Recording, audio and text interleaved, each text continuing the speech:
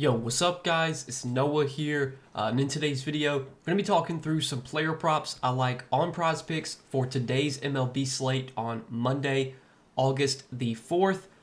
We got a 13-game slate, I believe, for Monday, so relatively full slate. I do want to say, guys, that this will be my last video until next Monday. So after today, I won't have any videos for the rest of the week. I'm leaving to go on vacation Monday morning, so I'll be gone pretty much all week. Coming back on Sunday, and then I'll probably do a video for Monday slate. Won't be back in time to do a video for the Sunday slate. So after today, you won't see any videos from me until next Monday. But we'll come back and we'll continue to pump out content for the rest of the MLB season. We got college football in a couple weeks. I'm super excited for that.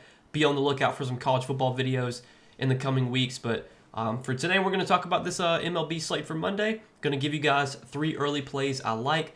Taking a first look at the board on Sunday night, recording this video the night before. Going to give you guys 3 plays, share why I like them. Now, before we do get started, guys, make sure that you hit that like button down below if you enjoy these Prizepicks videos. Make sure to hit that subscribe button as well. And if you guys are new to the channel, if you are new to Prizepicks, and if you don't have a Prizepicks account, make sure to go sign up. Use that promo code NOAH when you do sign up for Prizepicks with my promo code. And play your first $5 lineup. You're going to get $50 worth of free lineups instantly added to your account. Easy way to build up that bankroll on Prizepicks. Use the free lineups they give you. Hopefully you'll win some money off those free lineups. And again, you can start to build up that bankroll. So sign up for Prizepicks, guys. Make sure to use that code NOAH if you have not yet. And then also, we do have a partnership with Sleeper. So I want to shout out Sleeper as well. You guys can go download the Sleeper app. Use promo code NOAH over there. And you'll get your first deposit matched up to $100. So whatever you put in on your first deposit, Sleeper will match it up to $100. If you want to put in $100, they will give you an additional $100 to play with. So now you got a $200 bankroll to work with, and you can try and start to build up that bankroll over on Sleeper. But if you guys don't know what Sleeper is, they're just a DFS pick'em app, very similar to Prizepicks, where you pick more or less on player projections. You build out your lineup. You can do up to an 8-pick lineup on Sleeper, win up to 100 extra money. Definitely check them out, guys. Download the Sleeper app, and again, use that promo code NOAH if you have not signed up for Sleeper yet. But yeah, let's go ahead and talk about some plays that I like here for this slate on Monday. Now, I do want to recap our plays from our last video, which was on Saturday. I did not do a video for Sunday, but for Saturday, we gave out 3 picks. We went 2 and 3, so we hit 2 plays, missed 1, unfortunately. Couldn't get the full sweep, but we did hit the 2 pitcher props that we gave out. Unfortunately, the 1 hitter prop we gave out was on Kyle Stowers. We took Kyle Stowers over 5.5 fantasy score. Stowers went 0 for 4 on Saturday. Very disappointing. Love that matchup for him. And then go figure, the day after that, Sunday, he hits a homer. So that was just, it seems like that always happens. Like if I take a hitter prop, if I take a hitter over fantasy or total bases, whatever it may be, and they let me down, the next day they homer or they have a great game. It's like clockwork. It happens every single time. But yeah, that was kind of frustrating on Saturday, not getting the full sweep. Stowers going 0 for 4. But we're going to get back out of here for this Monday slate, and hopefully we get that full sweep today. So 3 plays for Monday, guys. Let's go ahead and break them down. So the first prop that I like for today is going to be a strikeouts prop. And the strikeouts prop that I'm liking is Sean Manaea. We're going to take him for more than 5 strikeouts. So Sean Manaea has only made 4 starts this season. He dealt with an injury. He was out for a large majority of the start of the season. Came back in like mid-July. I'm pretty sure right before the All-Star break he made his debut. Had 7 strikeouts in his debut against Kansas City, which that's not the easy matchup for strikeouts. And he went out there, got 7 Ks. And then in his in that start after that against Cincinnati, he had 6 Ks, had 5 Ks against the Angels, and then in his last start against San Diego, he did go under this line, only had 4 strikeouts, but that was one of the toughest matchups you can get. The Padres have been one of the toughest teams to strike out this season, so it's not surprising to see Manaea only get 4 Ks in his last start. But this matchup for today against Cleveland should be a pretty decent one for Manaea. Cleveland this year has been striking out a little bit more against left-handed pitching. Cleveland has historically been a low strikeout team, but this season they've been striking out more. If you look at their strikeout rate this year against lefties, they sit about middle of the pack, 14th. They got a 23.7% strikeout rate against left-handed pitching. They've been striking out a little bit less lately, but if you look at their lineup, like this is still a lineup that has plenty of strikeouts available in it. So, like at the top of the lineup, you're not going to get a lot of strikeouts from Steven Kwan. Like, Kwan never strikes out. Jose Ramirez is a tough guy to strike out. But Angel Martinez, I think he's got like a 22 or 23% strikeout rate this year, so he's a guy that will K. David Fry has almost like a 40% strikeout rate, so he strikes out a ton. Carlos Santana, not an easy guy to strike out, but then Gabriel Arias, high strikeout guy. Daniel Schienemann, I think he's a guy that will K as well, especially against left-handed pitching. If it's lefty-lefty, that's definitely an advantage for Manaea. Brian Rocchio, I think that's how you say his name. He's been like an average K guy. I think he's got like a 21% K rate. And then Austin Hedges at the bottom of the lineup, he's a guy that will strike out a lot. So there are still at least like 5 to 6 guys in this lineup that have above average K rates. You got a couple guys, Fry, Arias, Hedges, that have like almost 30% K rates. So there's still plenty of strikeouts available in this lineup, for Manaea. And Manaea has shown really good strikeout upside so far. Now, it is a small sample. He's only made 4 starts this year. But in his 4 starts, he's got a 32.4% strikeout rate. Last season, Manaea had a 24.9% K rate. Like, he's historically been a 24 to 25% K rate guy for his career. So he's been kind of an above average strikeout pitcher. Do I expect him to continue to have a 32% strikeout rate for the rest of the season? Obviously not. His strikeout rate is probably going to come down a little bit as the season progresses. But in this matchup against a Cleveland team that does have some Ks in their lineup, I think this is a spot where we can get at least 5 Ks from Sean Manaea. And Manaea, one thing that I like to see is that when he first made his couple starts back from injury, that he was kind of on a pitch count, only threw 65 pitches in his first start, 69 pitches in the start after that.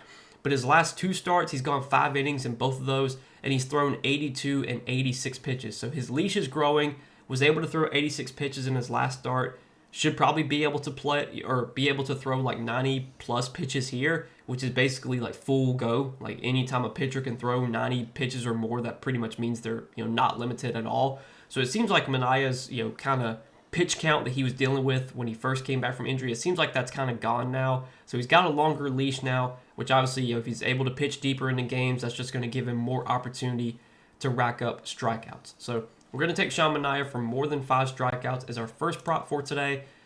Next prop that I'm going to take is going to be a hitter fantasy score. And we're going to go with Alex Bregman for more than 6.5 hitter fantasy score. Now, I really like this matchup for Alex Bregman going up against Bailey Falter. So Bailey Falter got traded from the Pirates to the Royals. He's going to be making his debut with the Royals today. And this is not an easy spot for Falter going into Fenway Park to face the Red Sox, who have been really good against left-handed pitching this season, especially Alex Bregman. Alex Bregman has had great splits against left-handed pitching this season. He's batting .349 against left-handed pitching, whereas against right-handed pitching, he's batting .279. So, like a 70-point difference there in his batting average when it comes to lefties versus lefties compared to righties.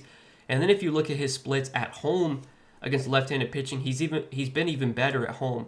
.370 average at home against left-handed pitching. You can look at some of his other stats as well, and those are really good. He has a .500 on-base percentage at home against lefties, a .444 slug, .944 OPS, 172 WRC+. So just been really, really good against left-handed pitching this season, especially at home in Fenway Park, which is a very good hitter's ballpark. Makes sense to see Bregman do well in Fenway.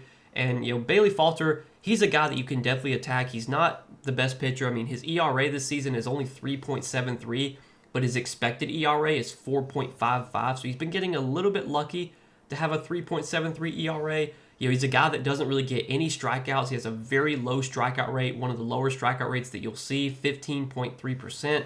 Doesn't get a lot of chases, doesn't get a lot of whiffs. So this is a spot where the Red Sox should have the opportunity to put a lot of balls in play against Falter. And in a good hitter's ballpark like Fenway Park, if you're putting balls in play, that's usually going to mean good things because that ballpark does play very hitter friendly. Looking at the weather in Boston, I think the weather is going to be just kind of neutral, 82 degrees, 53% humidity, winds blowing to left.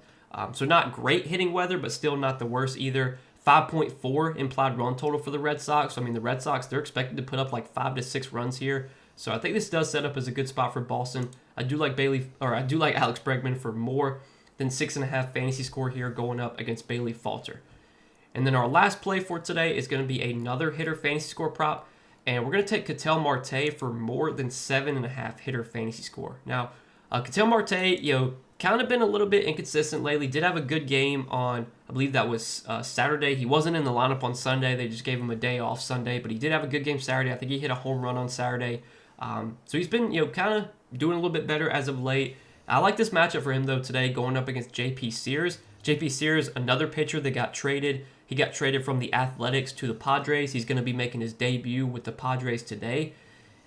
You look at this Diamondbacks lineup, it's not the scariest lineup now that they traded away a lot of guys. Like, they traded away Randall Grichuk. They traded away Josh Naylor. I feel like there was someone else I think they traded away. They've got some guys injured, too. So, like, the Diamondbacks, they're not rolling out the best lineup right now.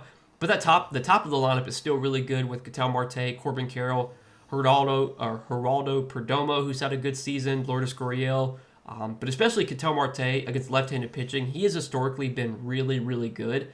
Now, this season, Ketel Marte's splits against left-handed pitching are worse than they are against right-handed pitching, but I'm not sure if that's something that we should expect to continue, because you look throughout his career, a lot of his career stats, and a lot of his stats by season, like you look at last season, 2023, 2022, I think like almost every season of his career, Ketel Marte has had better splits against left-handed pitching than right-handed pitching. It's just, for some reason, this season, his numbers against left-handed pitching have been worse.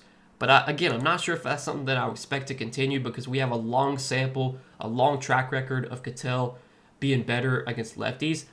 Ketel is a switch hitter, so when he faces left-handed pitching, he bats right-handed. When he faces right-handed pitching, he bats left-handed. Pretty self-explanatory there. But his splits against left-handed pitching for his career are really good. This season he's only batting .240 against left-handed pitching, but for his career, he's batting .304 against lefties. And then you look at his power numbers. He's got more power against lefties, has a higher slugging percentage, has a higher ISO against lefties. His WRC plus is also higher against left-handed pitching.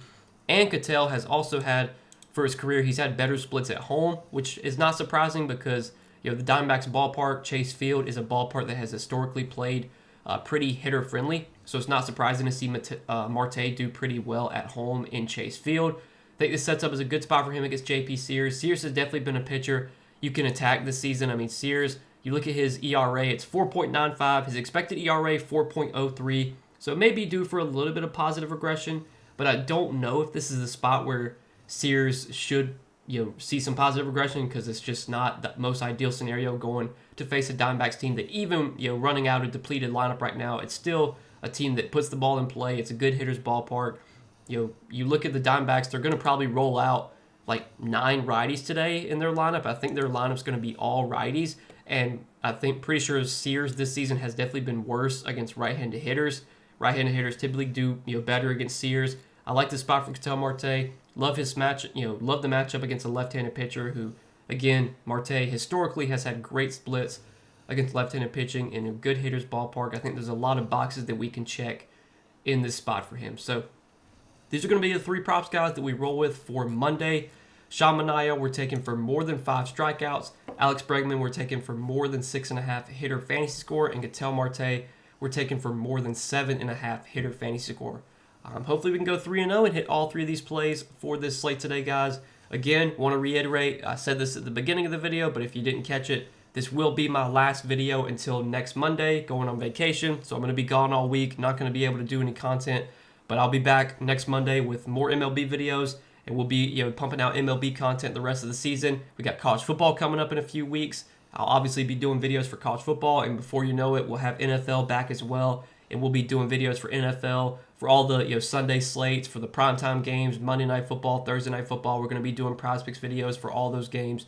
So there's going to be a ton of content coming out on the channel, at least in the future. Obviously, over the next week, you're not going to see any videos from me, but in the future, after this week, we're going to have a lot of videos coming out with MLB, college football, NFL. NBA will be back before you know it. So make sure you guys hit that subscribe button if you are new here. If you enjoyed this video, hit that like button for me too. Also, if you guys don't have an account on Prizepicks, make sure that you go sign up for Prizepicks. Use that promo code NOAH when you do. And again, when you sign up for Prizepicks with my promo code and play your first $5 lineup, you're going to get $50 in promo fund, or excuse me, you're going to get $50 in free lineups instantly added to your account. Use those free lineups to win some money. Hopefully start to build up that bankroll over on Prizepicks. But As always, guys, appreciate your support on these YouTube videos. Let's win some money tonight, guys, and I will see you in the next one. Best of luck.